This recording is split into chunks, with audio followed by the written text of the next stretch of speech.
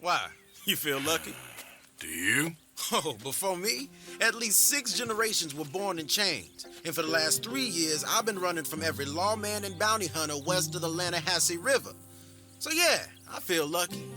I'm the living embodiment of luck. With the exception of John, I've consistently regarded Lenny as the individual who shared a sibling-like connection with Arthur. I believe Lenny played a crucial role in breaking Arthur out of his shell and revealing a side of Arthur that was hidden beneath the exterior. You see, initially within the opening hours of Red Dead Redemption 2's game, Arthur seemed like nothing more than a ruthless, cynical, and angry outlaw, hell-bent on carrying out whatever Dutch's orders were, regardless of what that meant for those that stood in his way. Arthur seemed, if not incapable, more than unwilling to be empathetic and understanding to those who found themselves in an unfavorable position towards the gang or even their leader's well-being. Yet that perception changed after a night of drinking with Lenny, aimed at helping Lenny unwind following a close call with Micah up in Strawberry, nearly getting captured and potentially hanged, as was going to be Micah's fate until Arthur stepped in at Dutch's behest. Lenny, along with Mary, serves as the key figures unveiling Arthur's more profound and compassionate facets in the earlier part of the game. This not only plays a pivotal role in Arthur's personal growth, but also significantly impacts the dynamic between Lenny and Arthur. As the storyline unfolds, Arthur consistently opts for Lenny in situations where other gang members, deemed more capable by many, could have been chosen. In Dutch's perspective, probably selecting Mike or even compromising with Arthur by choosing someone less troublesome, yet equally as proficient like Bill, John, or Javier. It's not to mistake Lenny's incapability of handling himself, he's just seen more as an experienced member, a young kid, more prone to sitting down and delving deep into the chapters of a book rather than jumping head-on into the more unsavory aspects of their life out on the run. Whether Arthur selected Lenny to join Dutch and himself in the Charlie Station heist, or relied on Lenny as a sole companion in the assault on Shady Belle, where they pilfered some high-quality bolt-action rifles from the Lemoyne Raiders, all stemmed from Arthur opting for a safer approach. He knew Lenny wouldn't stir up additional trouble and obviously could handle himself quite well. The choice to side with Lenny on these occasions could have also been influenced by Arthur's personal attachment to Lenny, or perhaps a combination of both factors. What remains certain is that Arthur had unwavering trust in this young kid and harbored a truly unique connection with him. Their bond deepened and became more prominent as the narrative unfolded. In the chapters Shady Belle and to some extent during Clement's Point, Lenny emerged as Arthur's alternative. Unlike John, there was no resentful and emotional history, Sean's incessant chatter, Micah and Sadie's volatile nature, or Charles' profound valor. What's going on with you? What do you mean? You were just going to send that woman and her children on their way?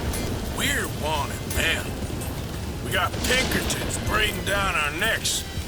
We should be moving camp, not running off on some wild goose chase. Lenny brought a no-nonsense, straight-to-the-point approach, and when guidance was needed, Lenny consistently turned to Arthur. His lack of experience and possibly even a drive to prove himself ensured there would be no mistakes. No irrational killing or moves done by Lenny without the approval of whom brought him along. A mentality that was undoubtedly desperately needed during the unfolding of the Vanderlyn gang towards the end of the game. It's interesting to think though, if you really look at it, Lenny's only the main focus of 2 missions. While he is in a handful of others to some degree, it is these 2 missions that leave a lasting impact. Not just on us as players, but possibly even Arthur. A Quiet Time has some real intimate moments between Arthur and Lenny, where Arthur actually opens up. Arthur even walks in on Lenny having sex with Lenny.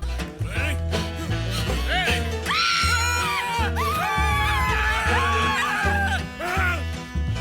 If that's not a real familial bond, I don't know what is. The other mission would be preaching forgiveness as he went, where the 2 of them launched their assault on the Lemoyne Raiders based out in the old, abandoned mansion that is Shady Belle.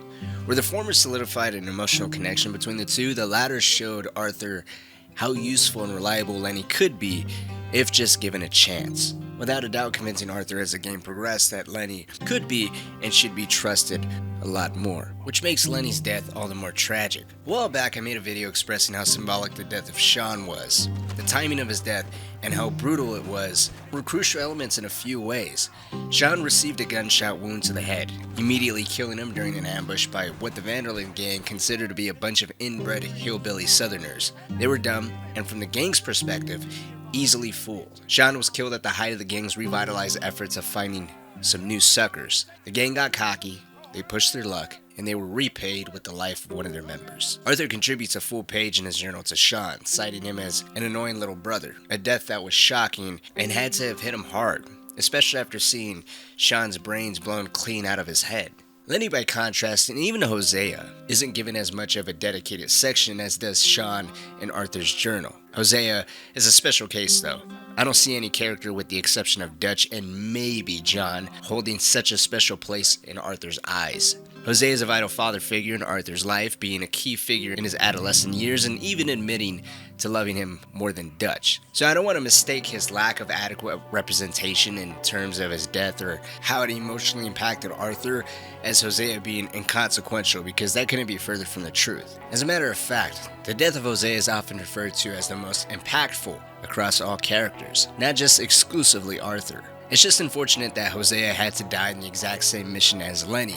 Lenny's often overshadowed not just by Hosea being killed, but the events of the actual game. One could argue that if Sean's death was a brutal punch in the gut to remind the gang to not get cocky, they are equally as vulnerable and can be played for a bunch of fools just like anybody else, Lenny's death destroyed any hope of any sort of positive outcome.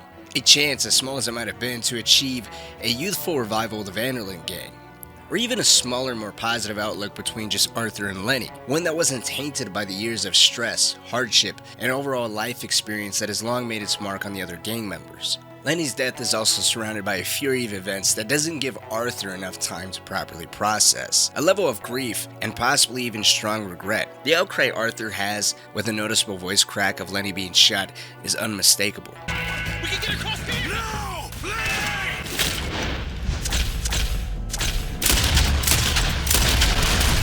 Lenny! He's dead! Oh, God, no! Sadness that had to have been accompanied by a silent yet overbearing level of remorse for this young kid. A kid who still possibly had a chance to make it out of this life. Or even if that wasn't for him, Lenny never had a chance to properly live and experience love for himself. The type of love Arthur had hoped for with Mary. Yes, he might have been denied it, no matter how painful it was for him. At least it was an opportunity that Lenny never had. A kid that in the end Arthur wasn't able to fully protect. While it may be possible due to almost drowning at sea, getting stranded on the island of Gorma, then having to fight a revolutionary war, and realizing how sick he was immediately when he got back from Gorma, only to then push his own emotions and realization of his own mortality aside to focus on rescuing John from being hanged, all on top of the instability Dutch is starting to exhibit. Thinking of Hosea and Lenny, the fact both of them lost their lives and Arthur soon joining them, and how pretty much all three of their deaths would ultimately be for nothing, possibly could only be a thought that crept in here and there. Every time Dutch got irrational or did something Arthur didn't agree with, it'd bring back the thought of Hosea, pushing Lenny more and more to the wayside, or perhaps Lenny was just such a damn shame. It was a death Arthur didn't ever really want to properly face. Arthur basically became Lenny's mentor, assuming a role that kept both of them balanced in some way. On one hand, Lenny was taught what it meant to be an outlaw that upheld the teachings of Dutch, teachings Arthur learned firsthand from him growing up, ensuring Lenny was both self-sufficient in this harsh life they lived, and that he did it in a way that didn't mark him as a brutal savage like the rest of the outlaws that roamed the West. Arthur, on the other hand, had loyalty, obedience, someone that was level-headed and youthfully optimistic. How deeply Lenny's death affected him, or how events would have transpired differently had Lenny lived to see the events of Beaver Hollow, or even landed himself stranded on the island of Gorma with the rest of them, unfortunately would only be left open to speculation. However, I think something that can't be argued is that Lenny's death definitely impacted Arthur very severely. He didn't get the opportunity to stand over his lifeless body and say goodbye as he did with Sean. He didn't have those abundant memories that he did with Hosea. As a matter of fact, in the short amount of time that he did have with Lenny, it seemed like the perspective that he had for him changed so drastically. Even in the first mission, when they were stuck in Coulter, and Pearson asked Arthur to go out into the mountains hunting, saying that he sent Bill and Lenny before, but they didn't capture anything. Arthur directly says that Lenny's more into book reading. I sent Lenny and Bill hunting, and they found nothing. Well, Lenny's more into book learning than hunting. Bill's a fool. Unless those mountains are full of game that want to read, ain't no wonder they found enough of this. Well, it could have been a specific jab at just hunting. That might have been the overall perception. Even when it came to robbing, Lenny was better on the defensive. Better to keep him behind and protect the women and children. Yet when they were stuck at Shady Belle, it seemed like Arthur would rather have nobody else by his side.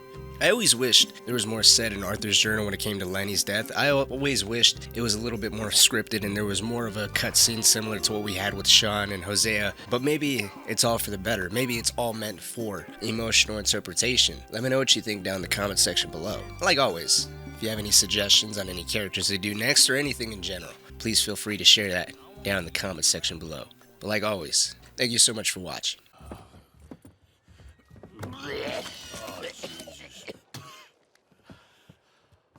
So, that was a quiet drink? First one was pretty quiet. Yeah, the first one was pretty quiet.